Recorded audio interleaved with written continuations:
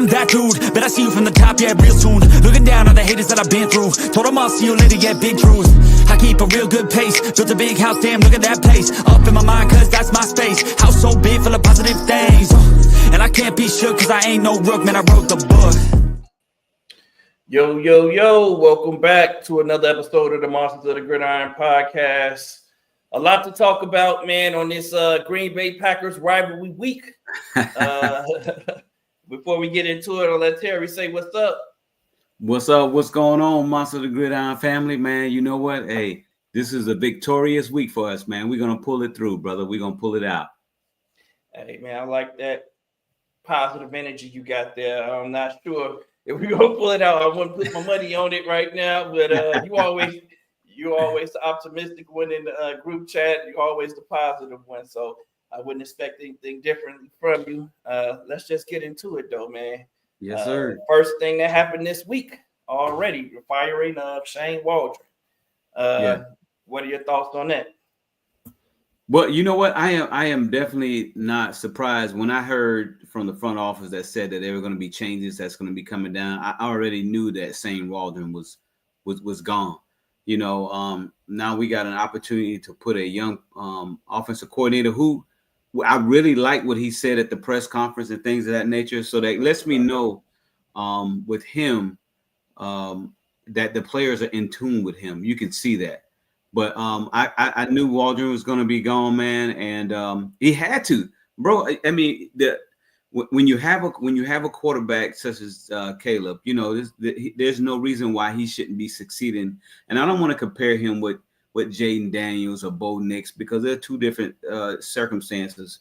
One, because their offensive line is better, but yeah, I mean, I just knew that something was going to happen, and to me, this only going to lead to something else different, especially if this team doesn't exceed like everybody expect them to. So what you think?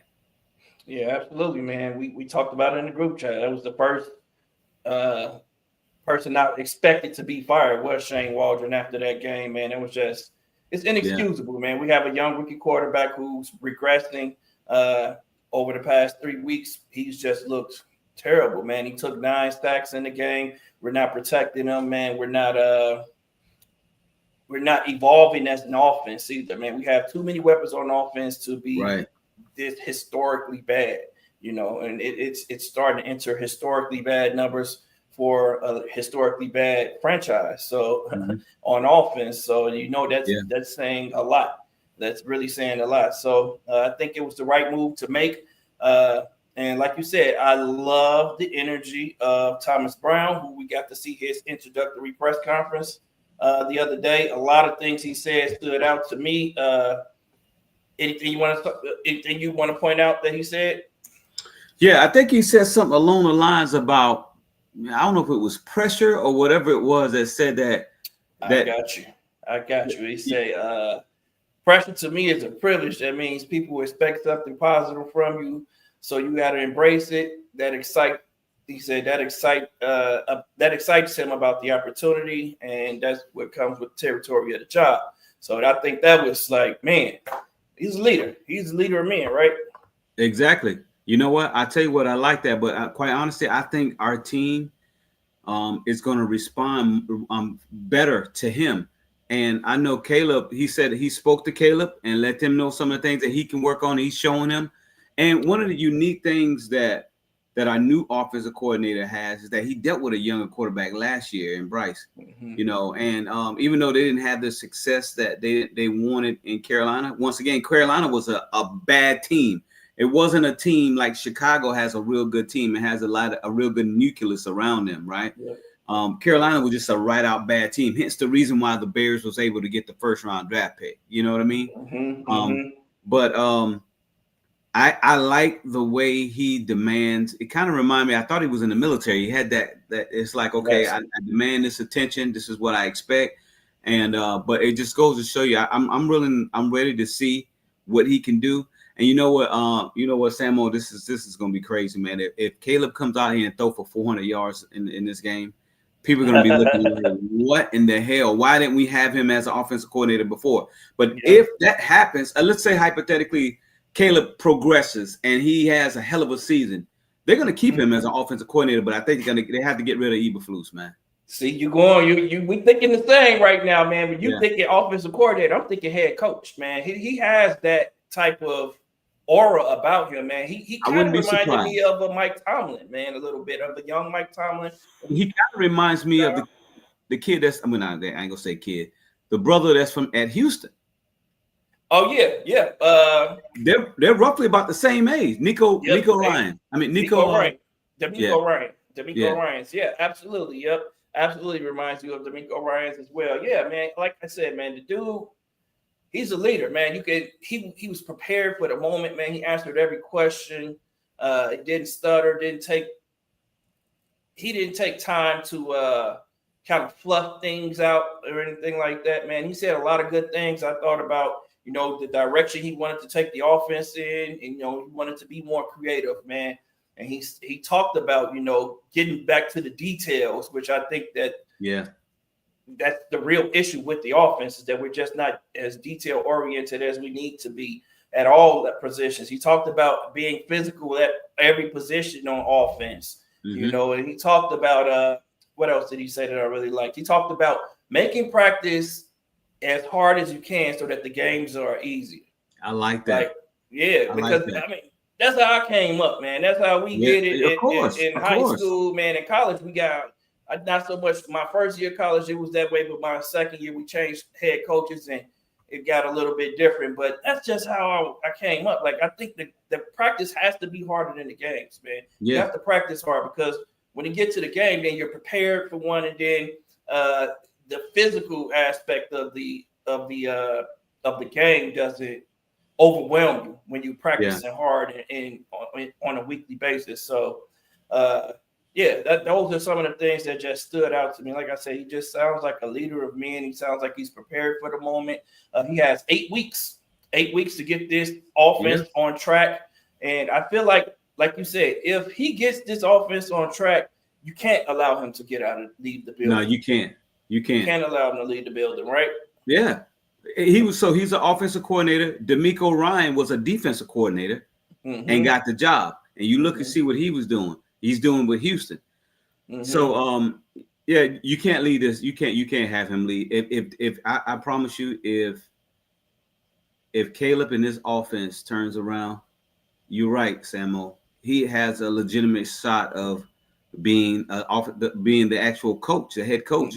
But not only that, if you're worried about him not having the experience, well, that's when you will bring some people in who has the experience, almost somebody like it probably won't happen, maybe like a Bill Belichick or someone that can say, okay, hey, let me make sure I put you under my tutelage for a year or so, or it doesn't even have to be Belichick.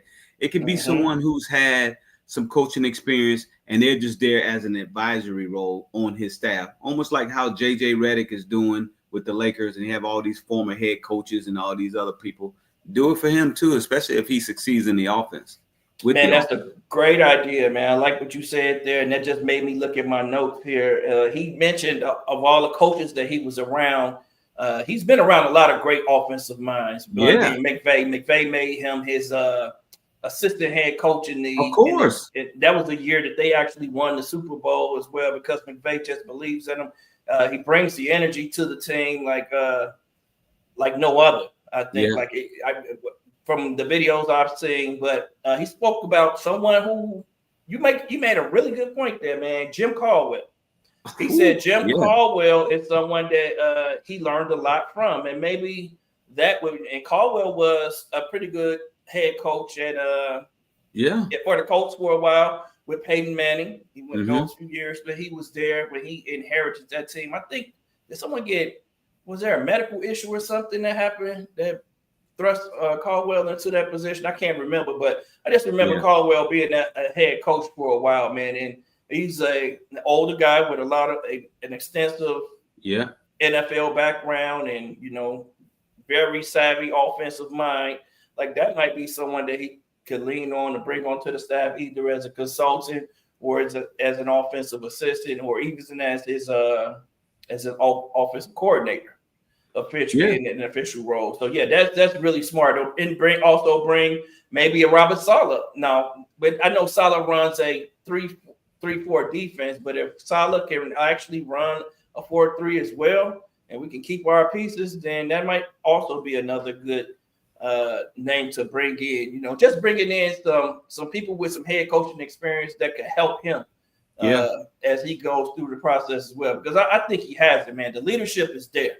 The command, and he's saying he's demanding of his players, man. He's not trying to be everyone's friend. He says he's very straightforward.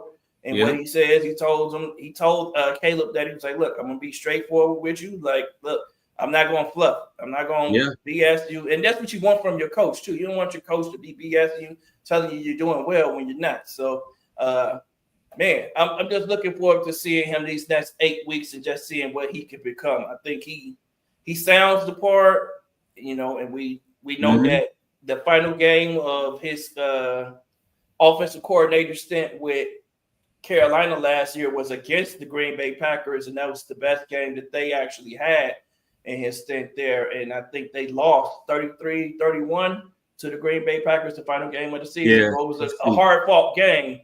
So, look, I mean, that just told me that, you know, and they didn't have the talent, like you said, in Green Bay, Carolina. But we have the talent here on this team to do some damage. So, just looking forward to seeing what he could do with this offense. Yeah, and I like what Dennis Moody said. He said to expect heavy runs and quick passes. And I think that's what's going to happen. You're going to have to get, like, we have the players to get those quick passes. He should do that ball should be out of his hands in less than 3 seconds. And you let your wide receivers go to work.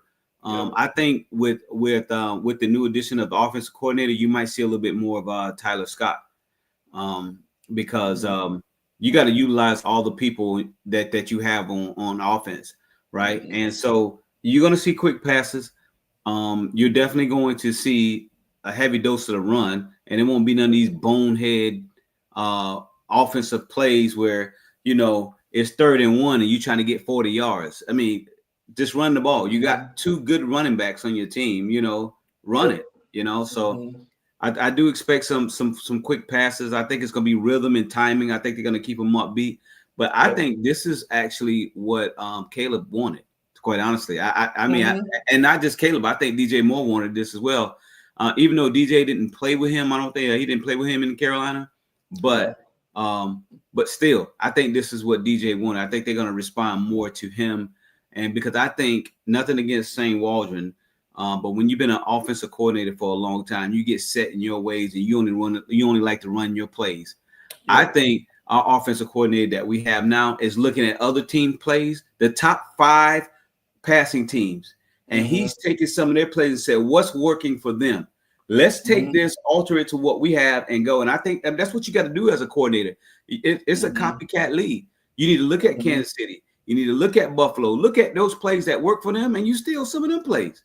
Simple as I like what you're saying. I like where you're going with that. Like you said, man, it seems like Shane Waldron just likes running his plays and his plays that he brought from Seattle over here to Chicago. But it's about the players too. Like, you know, you got players at all these. You got players at every position virtually. Every position. Running backs. You have 3 dynamic wide receivers. You have a tight end. Two good tight ends. Yeah, 2 really good tight ends that can threaten a defense. So yeah, utilize those weapons. Like he said, he's going to be creative, and that's what I got from that. And he did talk about the running game. You know, letting everything run off of the running game and letting the running game mirror the quick passing game. So, what we also have to do though is start threatening teams deep, man. We haven't been doing that. Like, we have to at least present the threat. Like you said, bring Tyler Scott out, throw it to him deep a couple times a game. You know, at least once in the first half, once in the second half, early. We have to present that threat, or teams are going to cheat up, and that's what looks like happened this week. Like, they were just mirroring those routes. They were just passing to the wide receivers this past game. I looked at the all 22. I'm just like, where is he supposed to go with the ball? There were many times he dropped back, hit his 5th step on the drop back, and guys were still with their backs turned, still running their routes. Exactly. It's like, this isn't the way it's supposed to look. Like, no. And you know what's crazy about that, Samo, is that I hate to compare, but then I'll turn to Kansas City, right, and say like, damn, they shit is running to perfection. Exactly. You know what I mean? And I know it took time for that, but I look at other teams, and I think you might have mentioned this before. I think you and I was thinking this at the same time, quite honestly. I was saying so many other teams run their plays so much easier than us. Like it's always forced on our team with our offense. I mean, we need to go out there and hit this thing. We got a good quarterback, like you mentioned. We had a really good offense. Now I'll tell you this though, we definitely got to address this dang offensive line, bro. I mean, there is no way of getting beyond that. And I will tell you, the draft picks that we have. I know offensive line is not the sexiest pick you want in the first round. So I wouldn't be surprised to see Chicago trade down, especially depending on the pick where we get, because we're going to need some offensive linemen and we're going to need some free agents too, because, man, it's definitely there. Will, what's happening? Come on, baby, in the building. Boy, what's good? Will, let's get your thoughts on everything, man. We talked about Shane Waldron being fired. We're talking about Thomas Jones. Right now, I say Thomas Jones. Thomas Brown. Thomas Brown. I said, oh, like, wait a minute, that's not the one, not that Thomas. Yeah, Thomas Brown right now, and what we are expecting from him on the offense, and we're a little excited about it. How you feeling about it, Will? Man, look, with Thomas Brown, I heard his press conference. He sounded real presidential, like straight to business. That's what we said. Very detailed on everything. No nonsense, accountability. I'm going to call a spade a spade. Like it was, he sounded more like the head coach than what we've had experienced in the last 3 years. Samo already got a plan.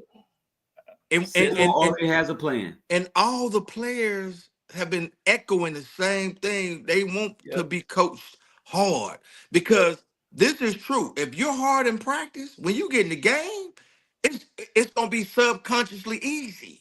That's what we talked about, But when you lackadaisical in practice, everything you're gonna be lackadaisical on game time. You're gonna be lackadaisical, and we've seen it. I heard something today. I think Courtney Cronin said 73 negative plays in 8 games. Well, 9 games, guys. And we know a lot of those are sacks. But then a lot of them are pre-snap penalties. So if we're talking about the hits principle, well, I'm going to be honest, guys. There's no leg to stand on. Nope. There isn't. I'm like at this point, there's no, when you're talking about hits, hustle, intensity, like when you talk about what the hits principle stand for, I especially haven't seen it in the last 3 weeks. No, especially not on offense, man. We see it on defense, but I've never seen it on offense. No, to be honest, and during his tenure, I haven't seen that effort, that high effort, that high intensity on the offense in the past 3 years. I think that's a defensive thing that just hasn't bled over into the offense for whatever reason, because Flus is the head coach and it's supposed to be for the entire team. But I just don't see people giving that maximum effort on offense. And I think what stood out to me this week, one of the players was Keenan Allen, man. Keenan Allen was just, I know he's talked about Shane Waldron a little bit. Yeah. He made some indicting comments about Shane Waldron being too much of a nice guy. Well, how about you, Blake? Is that the reason you out there not whipping on blocks and not running catching passes or dropping passes? Like, come on, bro. Like, you have to take some accountability too. Yeah. So I'm hoping that Thomas Brown will start to hold him accountable as well. You know, a little bit stronger than everyone else. If you want to talk, then you got to be ready, prepared for what's coming. Then, because like we said the same thing. Will practice has to be harder than the games, and we're looking forward to that. Seeing what happens in the games if they're starting to practice harder, and people are going to have higher demands on these players, and so that's what we just looking forward to. So let me ask you this, Will, because Samo and I talked about this. Let's just say Thomas Brown actually absolutely excelled as the offensive coordinator for the Bears, and Caleb Williams is doing what we expected Caleb Williams to do along with our offense. Do you bring him on as the head coach? Hands down, unequivocally, bring him on as a head coach. Promote within. Promote Kerry as the OC, and Like bring in even like a Robert Saleh on defense, Well, you and saying what I and just said. cause, Yep. cause, cause, 'cause look, Robert, he might not Yep. be a good ass head coach, Mhm. but he's a great defensive coordinator. Yep. You can't what he did with the 49ers, and we got them same type linebackers in Yep. Edwards and Edmonds, like they had Fred Warner and who was the other one they had? The one that tore his ACL. But we got the same type that can cover and go downhill and be aggressive. You know, like once we get back in the draft, we already know all the pieces gonna be in the trenches. You know, Mhm. like this year, it goes without saying. You know, I expect a new left tackle. I expect a left guard. I expect a center, and a right guard. Like we're gonna have 4 new pieces going into next year. And then on the Yeah, other side, I expect the edge. I expect another attacking 3 tech. we have Uh, to. like Mhm. those are the expectations because I'm looking at what Detroit is doing, and the reason why they're sustaining their success is because they're deep in the trenches. Mhm. Yeah, They're they they're got the they're, dog. they're they got dogs on both. Mhm. Man, I watched Pernell against he's just swallowed up Danielle Hunter. Mhm. And Yep. even though Jared Goff I think threw 4 or 5 interceptions, 5. uh, the defense the defense stood up when they needed to, and the offense they displayed Dan Campbell's all grit pedigree. Mhm. Like he's giving them identity. Like Yep. what identity has Flus given them other than in the last 2 years you've blown 4 games where we had a 95% percentile that we should have won. Like Yeah. like Mhm. like to me, that's an indictment on the head coach. That's an indictment on your leader. Mm-hmm. Yeah, that's Not the stark difference right there. What you talking about, Dan Campbell? This team throws 5 interceptions, down 19 points, but they never gave up. They fought to the end of the game, and they actually won the game. You know, we Found a we, way we to keep win. saying we fought. We keep saying we fought in the game, but we lose the games. Yep. You know, we'll have that lead. We're the team with the 19-point lead that's losing the games, but we're Yep. doing it time after time after time now. So Yeah. Time yeah. after time. I'm tired of it, guys. Hey. So we'll see. We'll see. I'm really, and not just because I'm a Bears fan, but I'm really hoping for success for Thomas Brown because I think he has what it takes, man. Honestly, when he had that press conference, he did look like the head coach. Yep. Yep. Look like it, sound like it, man. Like he's prepared for this moment. Like I said, Will, I was saying that if he has 8 games to get this offense on track. That's a lot of games. Mm-hmm. It might not happen this week, but over the next 3 weeks, we should start seeing a lot of improvement from this offense, man. And by then, if we can get things rolling a little bit, we get scoring some points. We get Caleb looking like he's back on track in his development plan. Then I don't know how you can allow Thomas Brown to get out of the building. And the only way to keep him, man, No. is probably going to be to make him the head coach. I think you can get him for the cheap because He wasn't expecting to be the head coach. unexpected. That's what. Yes, so unexpected. Yep, yeah. So Yeah. And let's just now pray that and happens. now mid-season we get to marry the head coach with the quarterback. Something that we Exactly. haven't done. When you look at Cutler and Tressman, Fox and Trubisky, um, Don't um, remind me, please. Nagy and Field. Like when you, Mm-hmm. well, of course, Eberflus getting Field. But when you look, because I think Kevin Fishbane did a video, and I said, dang, ever since as George took over in 2011, 2012, Yep. like Down it's 11 yeah, downhill. and Emery came in, he fired Lovie Smith. Okay, Lovie started off 7-1 and finished 10-6. And I think that started the bad karma as far as, everybody feel like Lovie should have been terminated. And then you go and you just start this merry-go-round of okay, you go get Cuddy. Well, guess what? Tressman, Cuddy wasn't his quarterback. Mm-mm. Nope. So you bring in Fox, they got to get Cuddy out of here. Then they go get Trubisky.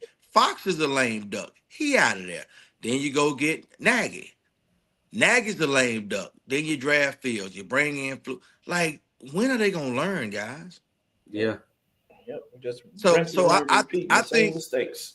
Thomas Brown is he comes from the Sean McVay McVay. tree, Sean Yeah. McVay tree. So if he utilizes Caleb in that fashion, quick passes, getting the ball out of his hand, like at the first reset, look, throw the ball away, or take off running. You can't stand there like a deer with headlights because Your y'all know, offensive line ain't that good. Nope. you know your line ain't that good, Caleb. Yep. Like, what are we talking about? So Yeah. you better be 88 out the gate if that first and second read is not available. Mm-hmm. You got to stay ahead of the chains. Got to. Yep. And I expect us to, because, you know, Thomas Brown being a former running back, you know, he's going to put a heavy emphasis on the running game. We're going to run the ball. We're going to run the ball. And I think our offensive line is built, you know, get us some yards. Once they get to pushing guys forward time after time after time, they're going to start moving guys, man. When they don't have to sit back on their heels so much, they'll be a little bit better as well. And to your point, when you said Thomas Jones came from LA, Caleb was raving about Matthew Stafford earlier this season. I forgot about that as well. But he was saying that Matthew Stafford is one of his the quarterbacks that he likes the most in the NFL, and he tried to mirror his game out there a little bit. So, you know, maybe Thomas Brown. You trying to bring Thomas Jones back as a running back? We'll take him as a running back. Thomas Jones was that good dude out here, man. Come on now. We all know that. Yeah. But yeah. Looking forward to it, man. Seeing what this offense looks like this week. Let's get into this week, man. Just talk about Green Bay real quick, man. I'm gonna go through this injury report with y'all real quick, man. It's extensive. Let's see what this thing is. We already know Brisker's out, so Brisker is officially on the IR after 4 weeks of not being in games after that big hit, man. That's an indictment on the Bears too, man. That dude played that entire game. He probably messed himself up a lot more by playing in that full game. That was a huge hit.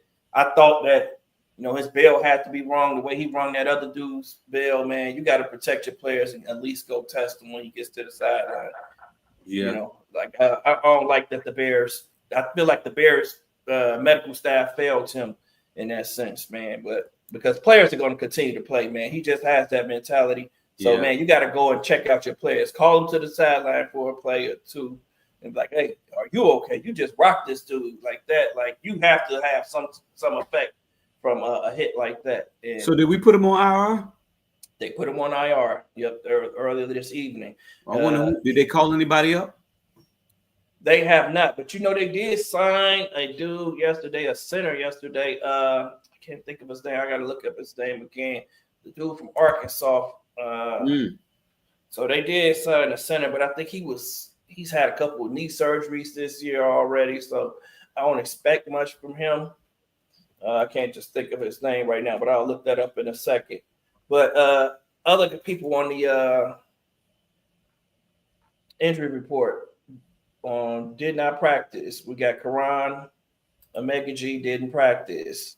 Tevin didn't practice. Mercedes Lewis did not practice. You know, he gets his veteran he never rest. practices. He gets his veteran rest. They don't allow him to practice. Limited. We got Braxton limited. We got Montez Sweat is limited. Tavarius Moore, Noah Sewell, Darrell Taylor, and Darnell Wright. They're all limited in practice, man. Hopefully we can get a few of those guys back, especially those offensive tackles, man. We need some protection for Caleb, man. Last week, 9 sacks, man. That was a beating. That was brutal. Although a lot of those sacks were on Caleb, you know, we gotta do a better job of protecting him. It being Packers week, we already hearing trash talk from the Packers. Xavier McKinney, is it? Yeah. Xavier McKinney talking trash to DJ, said DJ is supposed to be a star of the team, and he walking off the field, talking about the video where DJ tweaked his knee and then, you know, stepped out of the play and sat on the bench as the play was still going on. Hey, you do stuff like that, that's what happens. Yeah, they call you out. Yeah. They're going to call you. Get called out. If your teammates ain't going to call you out, the other team will. And I like that they did. And I like that. So that's accountability. So that so now that's probably going to make DJ want to play harder. Exactly. Especially against that guy. Yep. It's going to be an extremely physical game. I think DJ is going to try to run through that dude. And those safeties in Green Bay are playing extremely well. They lead the league in turnovers right now. Green Bay's defense is playing well. I think the offense is running through the running back. Yeah, it's middle of the road right now, but I mean they have a great coach. So their offense, a great offensive minded coach at that. So the offense is always going to be able to put up points. So I think we might have a chance in this game, depending on how things go offensively. Yeah. What do you think? Yeah, I think you're spot on. I think if we get some of these players back, in particular, like our defensive ends that's supposed to be coming back, and we get and we score in the first quarter, man. I mean, dang, that's what you got to do. You have to score, and you can't just kick field goals against Green Bay. But if you score in the first quarter, because I don't think we've done that the whole season, right? Nope. So we got to put a touchdown or two in the first quarter. That sets the trend. You already got the crowd that's going to be involved and hyped and ready. These people are paying their monies to come out here to watch you produce and play. Show them what you got and play and win the game in Chicago. You're playing against Green Bay. That's your rival. You need to beat them. If Chicago didn't win any games, but they beat Green Bay twice, that's a success. It is in the eyes of Bears fans. Yeah. What do you think about it, Will? You know what? Like I said, I think we're gonna beat Green Bay by at least 2 touchdowns. That's what I'm thinking. I feel it. I feel it. I know people gonna say you crazy for saying that, but I feel that I feel like Thomas Brown is gonna make a huge difference, man. Just the attention to detail. I'm with you. And having them come in and be locked in, no horse playing around, no playing around in practice. I think it's. I think we're gonna pound the rock. We're gonna get the 5 in the trenches moving up down the field in that run game. We're gonna see a lot of quick passes, get the ball out of Caleb's hand. But what I want to see is, like y'all said, man, look, Keenan has dropped a lot of passes so far this year in the limited time that we've seen him. So I hear what people say, but I need to see results on the field too. You got to get Cole Kmet involved. I know they want to keep Cole Kmet in the block, but you got to get him involved in the pass game, especially over the middle. You know what I'm saying? Get some rhythm going. Let's get go. See, I think that Thomas is going to come in and really hone in on a lot of issues that have set the offense back in the majority of the game. Like, man, if we'd had him calling plays, I feel we would have won the Colts game. We probably would have won the Commanders game. Definitely would have won the Commanders game. Like right now, we 4-5, and we do this every year, guys. We should be at least 7-2. Yep. Now we're on the back end of our hardest. We got the hardest schedule in the NFL. If you win 5 of these games. If you win 5 of these games, you're going to do damage in the playoffs because these are playoff teams. Yeah. Every team we're about to play is a playoff team, an NFC playoff team at that. So we're playing our division twice. We're playing Seattle, and then we got the 49ers. Yeah. Exactly. So it's not going to be easy. And I think that it's good that it's not going to be easy, though. I think that's the good thing about it, too. Like, man, we don't have time to ramp up right now. We have to hit the ground running right now. I agree. And that's what I like about it too. So look, I'm looking forward to it. I don't know about winning by 2 touchdowns. Yeah, I don't say 2 touchdowns, but I think we'll win by 5, at least 5. We take a 1-score win. I will take that. Take that. And I think we can keep it close. I do feel like we have the ability to keep it close. He said all the right things about making the offense more creative and getting the running game going. And the quick passing game going. And he said, I want Caleb to be special on 3rd down and in the red zone. He was like, otherwise, just play within the offense. And that's what we talked about in the preseason. We don't need all that razzle dazzle on 1st down or on 2nd down and throughout the entire game. That's not when we need you to pull out the cape. You pull out the cape on 3rd down when you need to, You pull out the cape in the red zone when you need to, you know, and then 2-minute drill in the 2-minute situation. No, that's when you throw the cape on, and we need you to do some extra if we try to get quick scores. But other than that, play within the offense, Caleb. Get rid of the ball, dog, and we'll be all right. Because there were opportunities for Caleb. Like, he got sacked 9 times. At least 4 of them were on him. I've seen it now. I watched the tape. At least that's 4 still of them 5 too many. Him. It's 5 too many. Absolutely 5 too many. Yeah, we got to get Roschon more involved too, bro. I mean, I think Roschon came in late. I like Swift. I do like him, but if you want to preserve him, you got to put give the other running back some love too. I mean, and Roschon, he's a good running back. We've seen that. You got to run him too. You don't want to wear your bell cow down because you already let Khalil Herbert walk out and go to Cincinnati. That's a different type of running back too, man. I want to see more power runs. You know, we want to see Roschon getting downhill, running guys over. I think that hypes up the offense too. The offensive linemen get hyped up off of that. You know, once they see Roschon run 5-7 yards and running guys over, man, they running, picking him up, you know, cheering him on. They like, let's run it again. Like, put my nephew in the game, man. I want to see my nephew play. That's why I be watching the game. Yeah, I don't understand why we're not using them, man. So, like you say, it's gonna get more creative, and that's the only thing I can do is, you know, trust what he says, and we'll see this week and over the next 8 weeks where it goes. Yeah. I don't want our offense. Well, I do want our offensive coordinator to be successful, but I don't want him to be to the successful point. They say, well, we'll keep Eberflus. No, that's that's all they did last year with the defense. Yeah. Yep. You're absolutely He's gone. Right. He's a goner. That would be, man. That would be another monumental mistake by Ryan Poles if he decided to do that, man. Because all these problems. Well, look at this. Look at it this way. Matt Eberflus interviewed Shane Waldron and he interviewed Thomas Brown for this offensive coordinator position. He chose Shane Waldron. So, you know, he's choosing. He also chose Luke Getsy, you know. So he's making mistake after mistake and, you know, building his staff. And top of the mistakes that he's made within game and clock management and all of that stuff, man, he's cost us a chance to make the playoffs last year. He's already costing us a chance to make the playoffs this year with 2 games that I feel like we should have won. I think that Colts game we absolutely should have won, and that Washington game. Those are 2 games, man, that we and Houston. We could have beat Houston. We could have beat Houston. The offense just wasn't playing well in Houston. Yeah. But we could have beat Houston. Like right now, if we would have played Houston like later, a few weeks later, we would have beat Houston. Yeah. If we'd played Houston the week after LA, we'd have beat them. Yeah, we have to put points in the first quarter. We have to. Because you're not going to play Detroit and think it's going to be 0-0 in the first quarter. Detroit trying to hit you with 35 points immediately. Yep. They don't mind running the score up on you. They will embarrass you. Hey, we either going to get embarrassed or we're going to fight. We're going to see this week, man. We're going to see where our team is this week.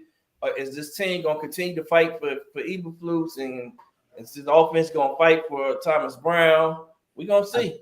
I think the offense is going to fight more for Thomas Brown than Eberflus. So, man, I think so. It can get really nice and pretty as the season goes on, or it could get ugly. Be honest, it could get ugly. You're right. It could definitely get ugly. So let's hope that it doesn't get ugly, man. Because if guys start quitting, and you know, then we're gonna lose out. Point blank period. We're gonna lose out. Then we will lose this next 8 games if guys do not continue to fight on offense and defense. We will lose this next 8 games, and that'll be on Ryan Poles as well, because that means that we're worse this year than we were last year. And that means we will finish the season with 4 wins. We finished with 7 last year, and as a GM, that's an epic failure on you. Then you have a lot of accountability when your team goes from 7 wins to 4 wins in a year where you get this generational rookie quarterback, and you're talking about, you know, you built this team around him that's typically fail-proof. it's the best situation for a number one quarterback ever and all of that talk, he was expecting for us to compete this year. And if we end this season with 4 games winning, then he needs to look in the mirror, man, and have a conversation with himself, because he has to get off that high horse and start doing some things differently. Yeah, I agree. We got to, like Eric Harper said on here, we got to open it up and let's push the ball. Yep. Yeah. You got to push the ball down the field, man, this week. Anything else from you guys, man? I know we got. Yeah. I want to hear score predictions. I mean, I know Will said by 14, but I want to hear some scores. Like, what's the numbers? What we got going on? 27-13. 27-13. Ooh, that's a good one. Oh, what say you, Samo? I'm going to say 24. 24-17. 24-20. 24-20. I think Green Bay scores 20. Bears score 24. 3 touchdowns and a field goal. I think we're going to go 27-21, Chicago. Yeah, I like it. And we need to send a special shout out and prayer for Jaquan Brisker, because it's just I'm becoming more and more worried that his career might be coming to a close, because I went back and looked at that hit. It didn't look good at all from a cerebral perspective, from a neurological perspective. So I pray that he recovers soon, because I love his performance on the field. I love what he does off the field, social media, and I would just hate to see him miss out. But his health is more important than playing football. Of course. I definitely want us to pray for him and make sure he does a full recovery, because I like Hicks, but Hicks is not Brisker. That's all I'm gonna say. Yeah, I'm with you on that. Yeah, I agree with you, man. I don't think you were lagging, or you had jumped out for a second, but we did hit on that about Jaquan Brisker, man. And I agree, that hit was a vicious hit, man. And I feel like the Bears medical staff failed to him, man. He shouldn't have continued in that game. He finished that game, and man, he probably did more damage as the game went on. Like, man, he should have probably been sitting down if he'd have been evaluated, because he obviously wasn't evaluated. But kudos to him for coming to the facility the next day and letting them know, like, hey, I got something going on. Like, I'm not right. So, like, and there's a lot of players who are just glossed over that and continue to try to play or try to get to the end of the week. The Bears have, if anyone is out there and doesn't know, the Bears have officially put him on the IR, so he will be missing at least the next 4 weeks football. But man, like Will said, it's just the past 3 years with concussions. I think he had 2 in 1 year. Was it last year he had 2, or the year before he had 2? So man, it's just not good for him and his future in this game. And it's sad to say, because he is a good player, and I like the leadership he exhibits on the field for the defense. I think that's been missed over the past few weeks too. So yeah.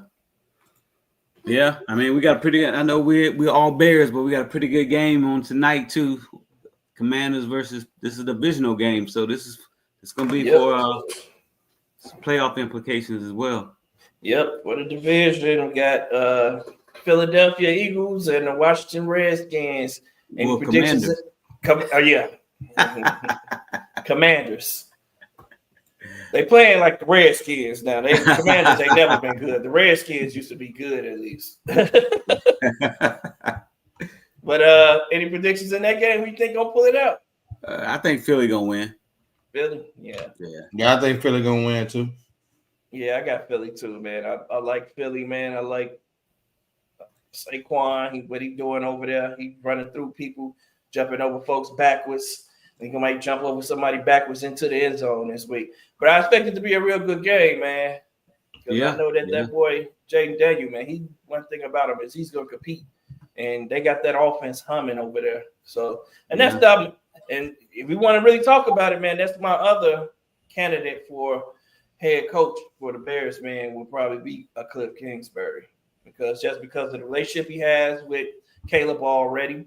And the fact that, you know, he has the head coaching experience. You know, he made some mistakes out there in Arizona. And if you got your quarterback screaming at you, then you made some mistakes in your leadership. You know, you probably didn't set those boundaries. So now, you know, maybe he'll learn. He's learned from that now, hopefully. And I do think that he is a pretty good coach, though. Other than that, yeah.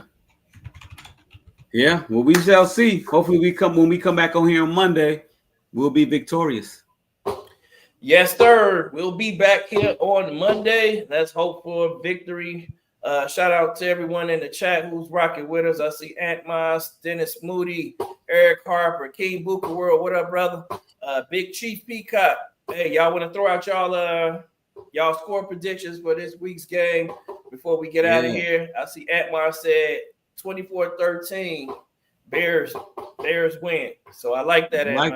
I like that. And then shout out to Walt too. Walt ain't on here today, so shout out to Walt. Get better soon. Shout out to Walt, baby love. Thanks for setting this up for us. McFacts, hit that like button. Thanks, McFact. I appreciate you. Hit that like, share, subscribe button, hit your notification button. We're gonna start doing some other content on here very soon that you guys are probably gonna really enjoy. So I'll leave it at that. And we're going to get out of here and allow you guys to get to this game. I see Big Chief Peacock says 27-23. Bear down, baby. I'm guessing he's saying the Bears going to win. So, we'll take it. Everyone's predicting a light win for the Bears. You know, we're going to score some points. Except for Will. Will said we're going to win by 2 scores. So that's because he tapped in. He tapped in with Thomas if he Brown. says it, if that happens, I'm down with him now. Hey, I'm with it too. Look, I want to see. We haven't beat them since 2018. I think. Man, that's crazy, bro. We're well past due right now. So let's get That's crazy, bro. Yeah. That's crazy work right there, for real. Yeah. It's 2024, everyone. Like it is 2024. Come on, bro. That's crazy. 2024 right now. Yeah, that is crazy, man. And this is a division team. So when you play twice a year. Yeah. So that's ridiculous. We're gonna win. We're gonna pull it out. Let's do it. Hey, bear down. We're gonna put our calls up, and we're gonna bear down for our squad. Yes, sir. Y'all have a good one. All right, fellas. Later.